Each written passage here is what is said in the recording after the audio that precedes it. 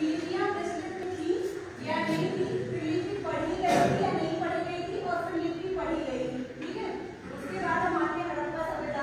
तो जब भी हम किसी चीज के बारे में जानते हैं, जब हम किसी चीज के बारे में जानना होता है, सबसे पहले उसका परिचय जानते हैं। क्या जानते हैं? तो हड़प्पा सभ्यता का परिचय जानेंगे हम कि हड़प्पा सभ्यता का नाम क्या था, फिर हड़प्पा सभ्यता का ये नाम क्यों पड़ा। तो हड़प्पा सभ्यता, पहले तो हड़प्पा सभ्यता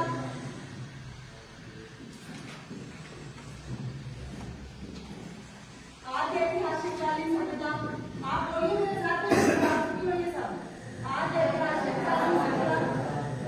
इसके बाद दानपाषाण कालीन सभ्यता।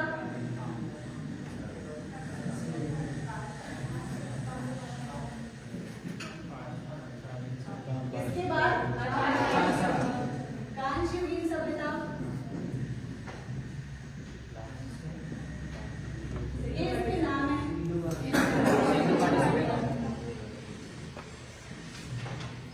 सिंधु घाटी की सभ्यता। अब इसको हड़प्पा सभ्यता क्यों कहते हैं?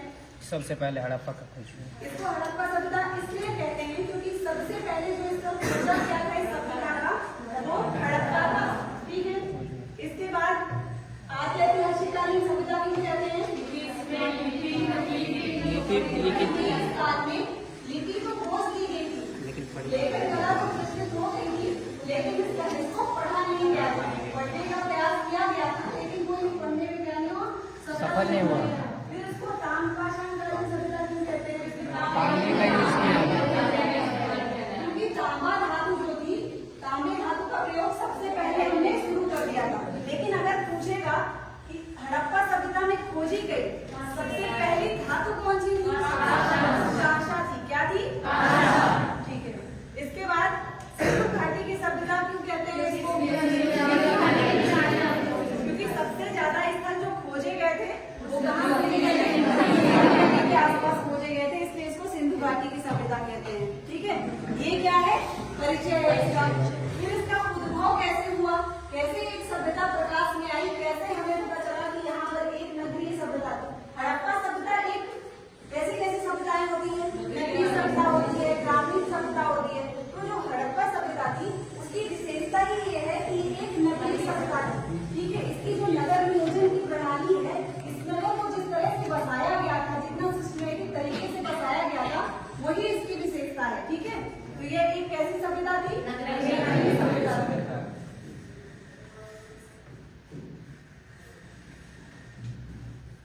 नगरीय सभ्यता थी। अब इसके बारे में हम क्या जानेंगे कि इसका उद्भव कैसे हुआ? इसका उद्भव कैसे हुआ? इसके उद्भव के लिए दो मान्यताएं हैं। एक तो विदेशों से उत्पत्ति बताई जाती है और एक बताई जाती है वैदेशिक उद्भव का सिद्धांत।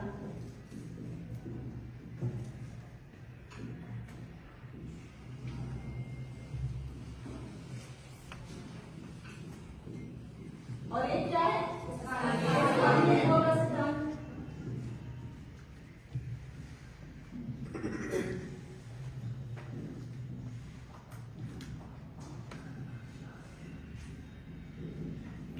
वैदेशिक उद्भव का सिद्धांत क्या कहता है? वैदेशिक उद्भव का सिद्धांत कहता है कि जो हड़प्पा की सभ्यता है उसका उद्भव जो हुआ है वो दक्षिणी मेसोपोटामिया के सुमेरियाई लोगों से हुआ है। मतलब हमारा जो ये जो हमारे यहाँ की सभ्यता थी, ये हमारे यहाँ के लोगों की सभ्यता नहीं थी, ये विदेशियों की सभ्यता थी। वहाँ के लोगों ने इस सभ्यता को बसाया था। वैदेशिक उद्भव कहाँ से माना जाता है इसका उद्भव? इराक का नाम सुना होगा आपने। मेसोपोटामिया को पहले, इराक को पहले मेसोपोटामिया के नाम से जाना जाता था। ठीक है, और ईरान को कैसे जाना जाता था? फारस के नाम से जाना जाता था। फारस का नाम सुना होगा ना, फारस। पहले ईरान को फारस कहा जाता था। तो वैदेशिक उद्भव का सिद्धांत मानता है कि हड़प्पा सभ्यता का उद्भव कैसे हुआ था? मेसोपोटामिया के सुमेरियाई लोगों से हुआ था। अब क्यों मानते हैं ऐसा? क्योंकि कुछ सिमिलरिटीज थी जो वहाँ की सभ्यता में भी थी और यहाँ की सभ्यता में भी। ठीक है, तो पहली सिमिलरिटी क्या थी कि दोनों सभ्यताएं किसी न किसी नदी के किनारे बसी थी। क्या सिमिलरिटी थी? अब जो मेसोपोटामिया की सभ्यता थी वो कौन सी नदी के किनारे बसी हुई थी? दजला और फरात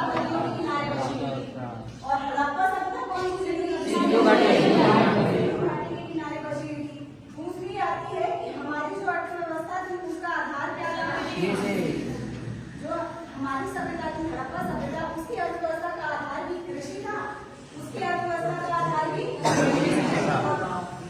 फिर तीसरी जो सिमिलरिटी ज्यादा थी हुई है कि हमारे मकान हमारे जो मकान पक्कीटों के बने थे और वहाँ के मकान भी पक्कीटों के बने थे। ठीक है, ये कुछ सिमिलरिटीज थी जिनके चलते ये माना गया कि जो हड़प्पा की सभ्यता थी वो कैसी सभ्यता थी, नगरीय सभ्यता थी और मेसोपोटामिया के लोगों से प्रेरित थी। वहाँ के लोगों ने इस सभ्यता को बनाया था।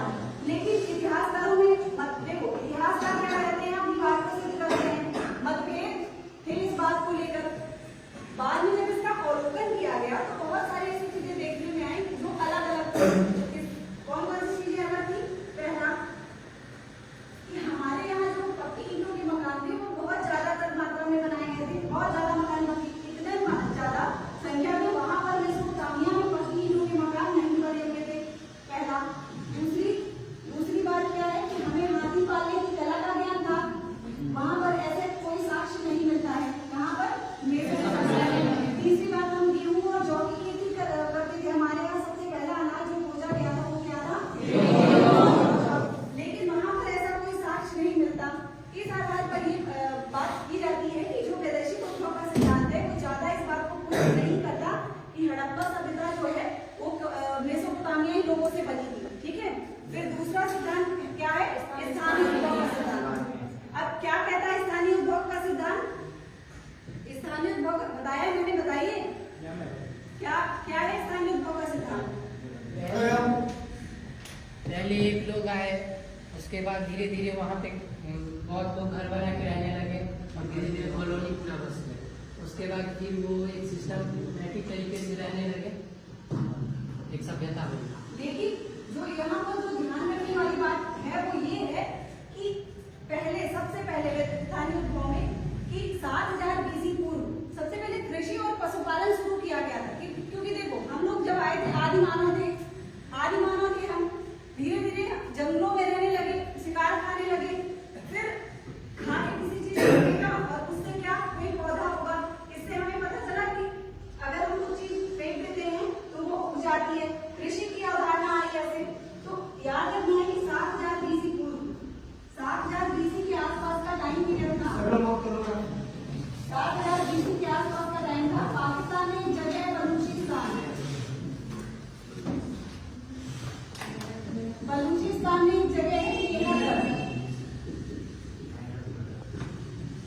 सबसे पहले खेती के साक्ष्य कहाँ पर मिलते हैं, मेहरगढ़ में मिलते हैं। पहली कृषक बस्ती यहीं पर बसाई जाती है।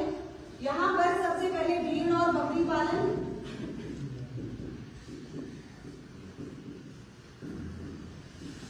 और कृषि के साक्ष्य मिलते हैं।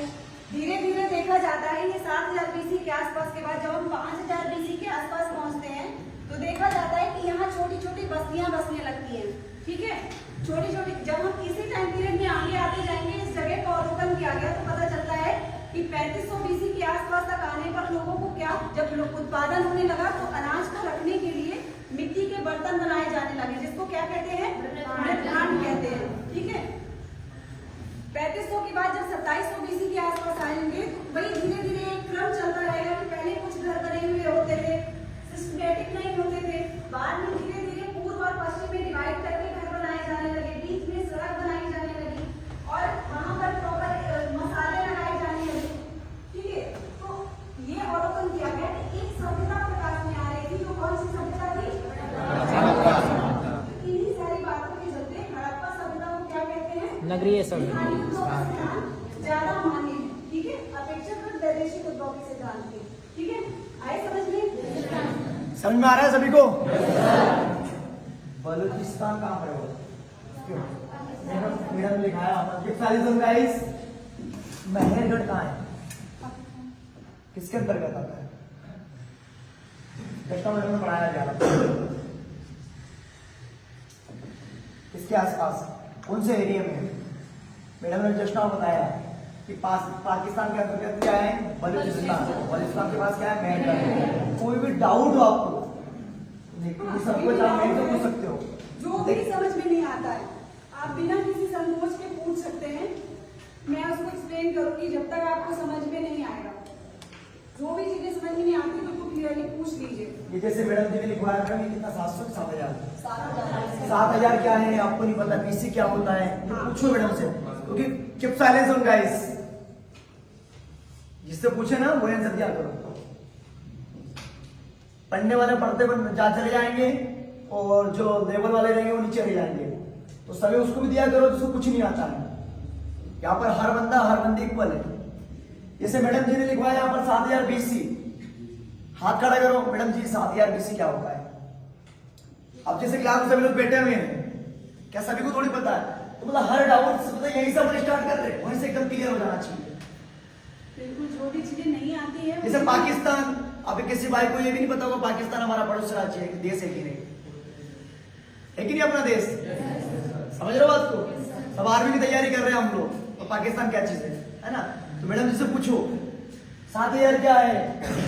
अभी मैडम ने बताया कि जैसे आप लोग सब ध्यान दे रहे हैं, मैं भी सुन रहा हूं कि फल फ्रूट या अनाज वगैरह खाते थे, तो जो भी हम निकालते थे उससे क्या पौधे बन जाते थे, यस, मिट्टी नमी वगैरह के कारण और उत्पादन हो जाता था।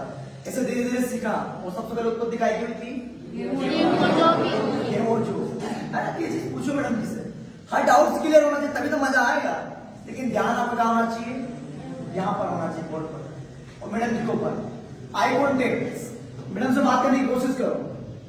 जैसे आप लोग मैडम से पूछेंगे तो मैडम आपको ध्यान रखेगी यार बेटा आपको समझ में आया,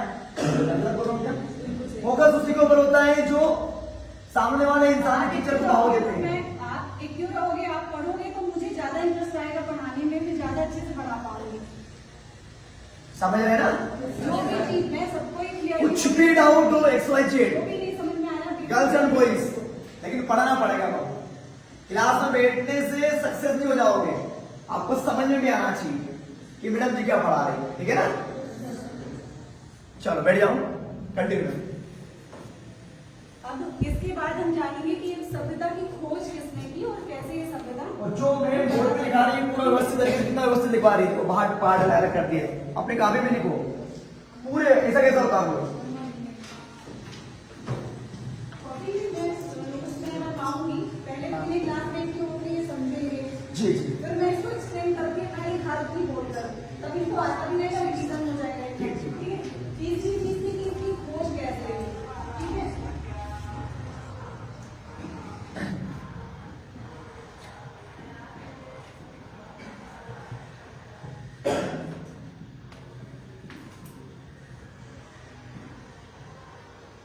सबसे पहले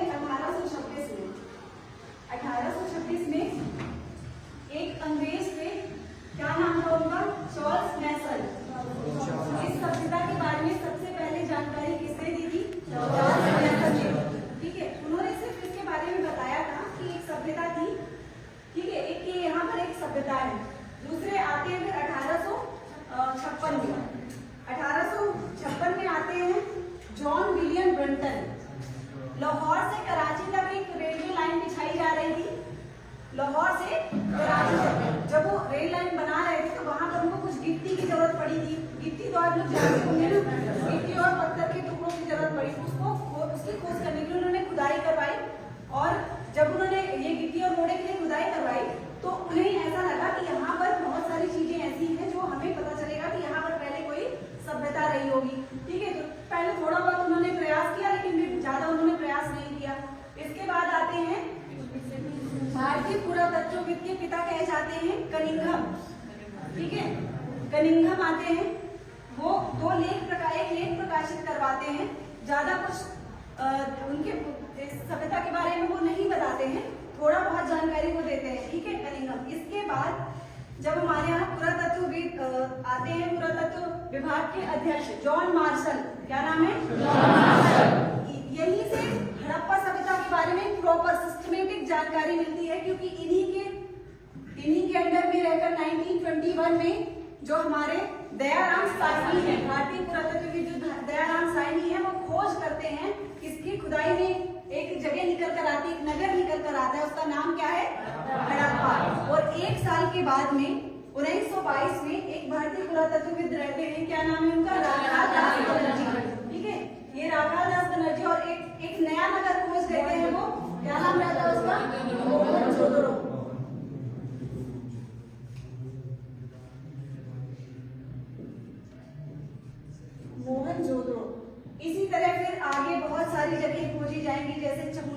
गया, फिर भारत में खोजी जाएंगी, पाकिस्तान में खोजी जाएंगी, अफगानिस्तान में खोजी जाएगी। मान लीजिए पूछ लेता है कि हड़प्पा सभ्यता की जो बस्तियां हैं वो कितने देशों से मिली हैं, मतलब कितने देशों से साक्ष्य मिले हैं हड़प्पा सभ्यता के, तो कितने देशों से मिले हैं? 3 देशों से।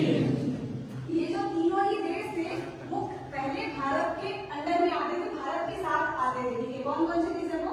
भारत, पाकिस्तान और अफगानिस्तान। ये तीनों चीजें हो गई। उसके बाद बहुत युद्धों के बाद जंगलों हो गई। भारत में कुछ सबसे ज्यादा इसके स्तर जो है वो कहाँ से मिले हैं? भारत से मिले हैं। तो भारत में भी कहाँ से मिले हैं? गुजरात से मिले हैं। ठीक है, तो अब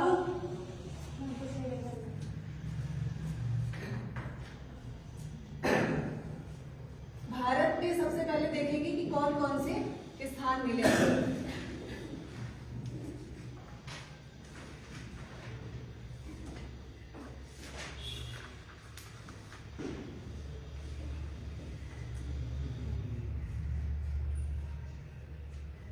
हो गया भारत। इसमें जो ये वाला एरिया है पूरा भारत में, यहाँ पर बहुत सारे क्या सिंधु घाटी सभ्यता के बहुत सारे स्थल मिले हैं। ये राजस्थान वाला एरिया, यहाँ पर एक जगह मिली है कालीबंगन। क्या है? कालीबंगन। फिर इसके अलावा गुजरात में लोथल, रंगपुर, सुरकोतला, ठीक है, लोथल, रंगपुर, सुरकोतला। पाकिस्तान के जो बलूचिस्तान वाला प्रांत है वहां पर बहुत सारी जगह मिले, जैसे सुतकांगेडोर, सुतका को, राणो कुंडई, स्थान के नाम। हाँ, ये थोड़ा याद सुनते सुनते ये सब याद हो जाएंगे। राणो कुंडई। ऐसे ही अफगानिस्तान में मुंडी घाट और सोरतू घाट, कौन से 2 स्थल मिले हैं? ये इस वाले एरिया में मिले हैं मुंडी घाट और सोरतू घाट। ठीक है, ये तो हो गया इसकी शहर।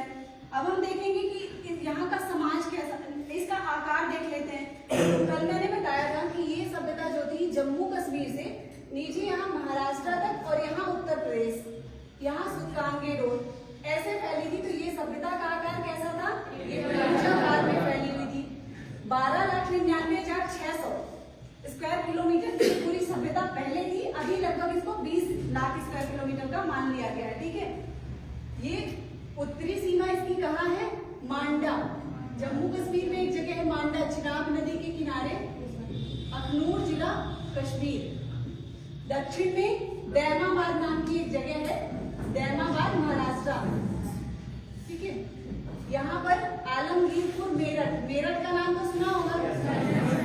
आलमगीरपुर नाम की एक जगह है मेरठ, यूपी में।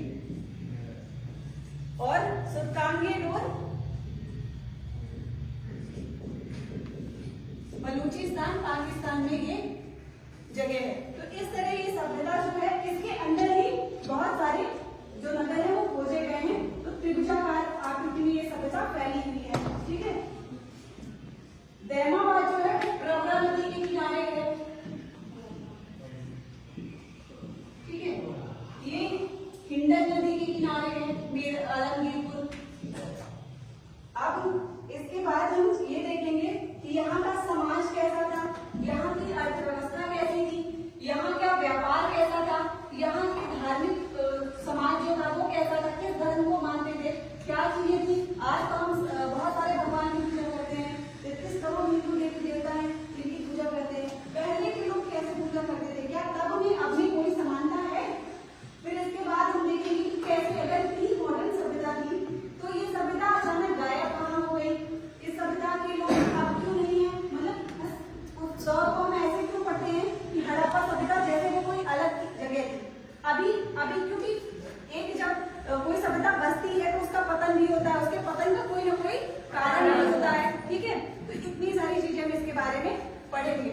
आया समझ में यहाँ तक? पूछ लूंगी तो बता पाओगे? पेपर दूंगी सॉल्व कर पाओगे? ठीक है, ठीक है, मैं इसे साफ कर दूंगी, इसके आगे बढ़ते हैं।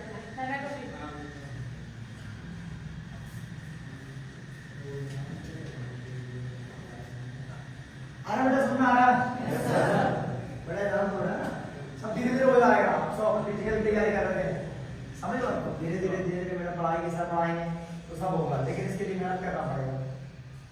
ध्यान क्या होना चाहिए? इससे बाहर आपको कुछ भी नहीं आएगा।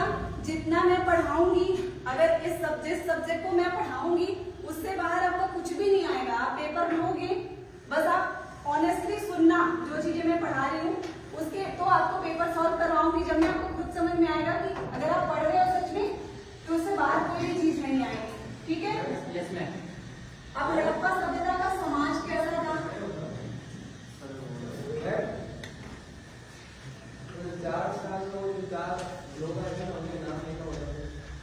चार्ल्स मैसन 18, आप लिखिए नहीं, मैं लिखवाऊंगी। आपको कुछ भी नहीं लिखना है, सिर्फ कॉन्सेंट्रेशन से सुनना है। मैं पूरा लिखाऊंगी एक एक चीज पूरा सिस्टम से। अभी जब तक मैं पढ़ाऊंगी आपको सिर्फ मुझे सुनना है, इधर देखना है, बोर्ड में देखना है, ताकि आपको माइंड में ये सारी चीजें रहेंगी, फिर आप लिख पाओगे आराम से। अब हम पढ़ेंगे कि हड़प्पा सभ्यता का समाज कैसा था। तो कोई भी समाज होता है वो दो तरह का होता है। कैसा? एक तो मात्र सत्तात्मक होता है, एक पितृ सत्तात्मक होता है। ठीक है? तो हड़प्पा सभ्यता का समाज कैसा था? मात्र सत्तात्मक था।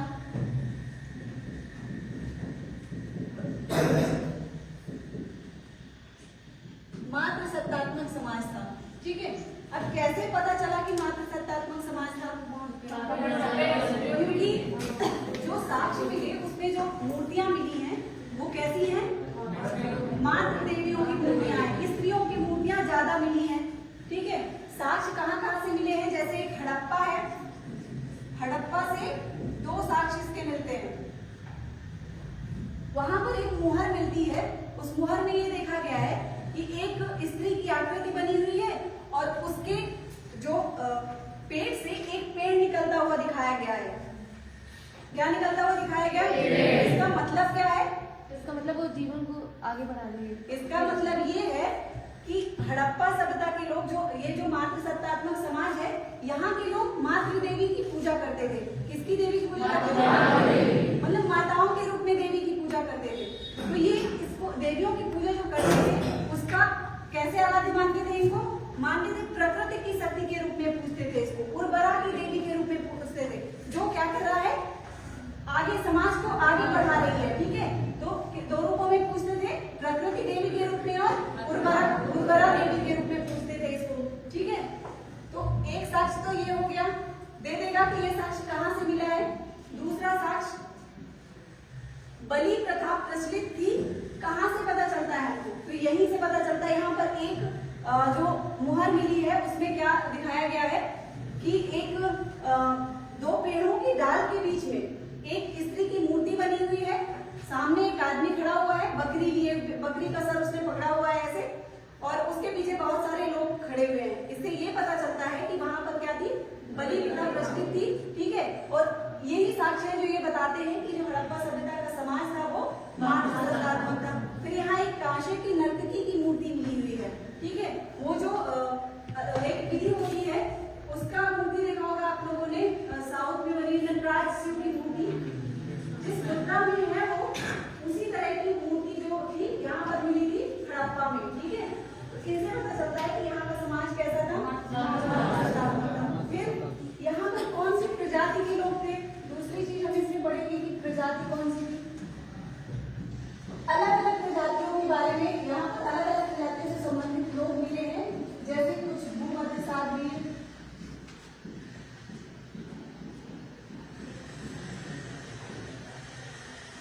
जैसे मैं लिखवा रही हूँ बोर्ड पे टॉपिक फटाफट बता देंगे, समझ लीजिएगा। समझ लो, कल आज घर जाएंगे वो पढ़ लेंगे, फिर दिमाग को वापस व्यवस्थित तरीके से लिखवाएंगे। तो पूछेंगे आपसे तो फटाफट बता दोगे, तो डबल रीडिंग हो जाएगा। समझ लो, हम भी पढ़ा रही है फटाफट नेम लिखा रही हो आप लोग रख जाएंगे हिसाब से, और आपके नोट्स पर आ जाएंगे। ठीक है ना? देखो फटाफट, ये चार तरह की प्रजातियों के लोग मिले थे, भूमध्य सागरीय, अल्पाइन, मंगोलायड और प्रोटो ऑस्ट्रेलायड। लेकिन जैसे हमारे देश में कई तरह के लोग रहते हैं, हिंदू, मुस्लिम, सिख, ईसाई, लेकिन कोई एक ज्यादा होगा, कोई एक सबसे बहुत कम होगा। ठीक है? इसी तरह जो हड़प्पा सभ्यता थी उसमें भूमध्य सागरीय लोग क्या थे? सबसे ज्यादा पाए गए थे। ठीक है?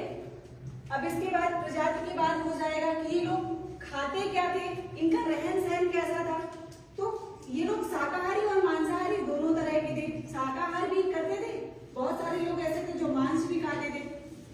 शाकाहार में देखेंगे कि यहाँ पर हमने बताया था सबसे पहले किसकी खेती होती है, गेहूं और जौ की खेती होती है। तो उस समय पर जब व्यवस्थित बस्ती बस गई तो उस समय बहुत सारी चीजों के साथ यहाँ पर मिलते हैं, गेहूं, जौ, मटर, दूध, पनीर, दही, जो हम सत्तू खाते हैं, करंज कहा जाता था उसको। तो इससे पता चलता है कि यहाँ के लोग कैसे थे, शाकाहारी थे। फिर ये कैसे पता चलता है कि यहाँ के लोग मांसाहारी थे, क्योंकि यहाँ पर बहुत सारे हड्डियां मिली हैं, जली हुई हड्डियां मिली हैं। इससे ये अंदाजा लगाया जाता है कि यहाँ के लोग कैसे थे, मांसाहार भी करते थे। ठीक है,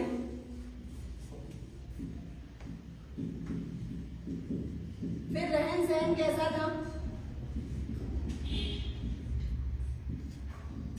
रहन सहन में आता था कि उनका पहनावा कैसा था। तो क्या पहनते थे, तो सूती वस्त्र पहना करते थे, सूती और ऊनी दोनों प्रकार के वस्त्र पहनते थे। ठीक है, सूती वस्त्र पहनते थे। ये कैसे पता चलता है, तो मोहनजोदड़ो में एक चाकू को लपेटने के लिए कपड़ा इस्तेमाल किया गया था, वो कपड़ा सूती कपड़ा था। इससे पता चलता है कि यहाँ के लोगों को सूती वस्त्र का ज्ञान था। ठीक है, कहाँ से साक्ष्य मिला है, मोहनजोदड़ो से। ठीक है, ये हो गया रहन सहन। फिर आज ही की तरह यहाँ के लोग आभूषण किए थे, बड़े बड़े बाल रखते थे, पीछे की तरफ बाल। अपने रामायण देखी होगी, रामायण में बहुत सारे ऋषि मुनि दिखाते हैं जो मेल में वो पूरे बाल पीछे कर देते हैं, है ना। वैसे ही तरह के बाल यहाँ पर पुरुष लोग रखा करते थे। कानों में जैसे रामायण में कुंडल पहनते हैं, वैसे ही ये लोग भी कुंडल पहनते थे। महिलाएं भी यहाँ की श्रृंगार करती थी, जैसे आज कल करती हैं, गले में पहनते थे।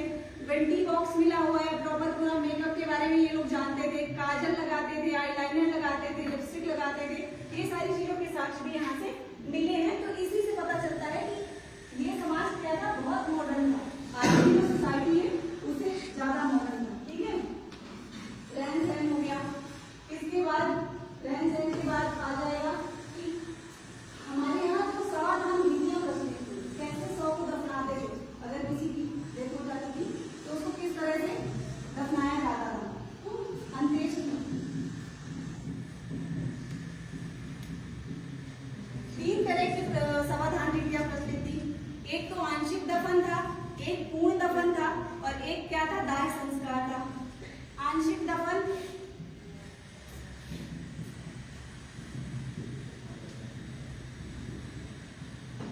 पूर्ण दफन और एक था दाह संस्कार। अब ये आंशिक दफन क्या होता है, पारसी लोग जो होते हैं वो लोग कैसे दफनाते हैं। आज भी पारसियों में एक तरह से दफनाने की का जो रिवाज है वो ऐसा है कि वो लोग पूरी तरह से नहीं दफनाते हैं। पहले वो शव को क्या करते हैं, खुले में छोड़ देते हैं, उसकी जो बाद में जो उनकी हड्डियां होती है ना उसको दफनाते हैं। तो ये वही तरीका था आंशिक दफन में।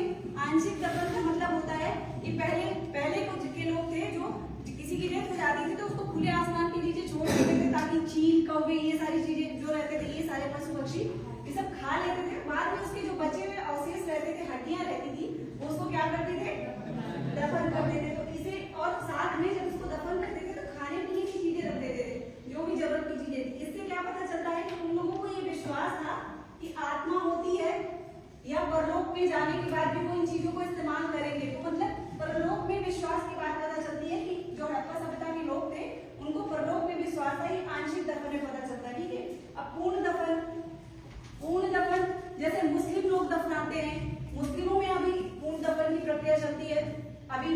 इसमें क्या करते थे, शव को पूरी तरह दफना दिया जाता था, उनके साथ में खाने पीने की सारी चीजें रख दी जाती थी। फिर दाह संस्कार आ गया। दाह संस्कार तो सबको पता ही होगा कि इसमें शव को पहले उसको जलाते थे, फिर बाद में जो बचे राख वाख रहती थी उसको सबको इकट्ठा करने के बाद फिर उसको क्या करते थे, अभी बहा देते हैं, पहले उसको भी दफना भी देते थे, बहा भी देते थे। ठीक है, तो ये दाह संस्कार जो वर्तमान में हिंदू धर्म में प्रचलित है। ठीक है, हिंदू समाज में प्रचलित है। चलो आ रहा है समझ में, व्यवस्थित तरीके से। ठीक है, मैम ये वीडियो अपलोड कर दी यूट्यूब पर, कर दीजिए पूरी। है ना? सभी लोग खुश हैं? दिक्कत तो नहीं है? अब मैं डेली नहीं आऊंगा, है ना, 2 दिन 3 दिन छोड़ कर आऊंगा, लेकिन बस पढ़ाई आपको करना है और ध्यान आपका कहाँ पर होना चाहिए, बोर्ड पर होना चाहिए। मैम जो बोले सर जो बोले वो आपको सुनना है, ठीक है ना? किसी को डाउट तो नहीं है? और साथियों आप बताइए मैंने किस तरह पढ़ाया है, कमेंट करिए। और आप भी आ सकते हैं दोस्तों इंदौर फिजिकल एकेडमी, यहाँ पर फिजिकल के साथ साथ रिटर्न की तैयारी कराई जा रही है। Welcome to Indore physical academy. और सब लोग खुश हो? और बताइए दोस्तों कमेंट करिए कि मैडम ने किस तरह पढ़ाया, अच्छा पढ़ाया, कैसा पढ़ाया, कमेंट जरूर करना। जय हिंद, जय भारत, वंदे मातरम, भारत माता की जय।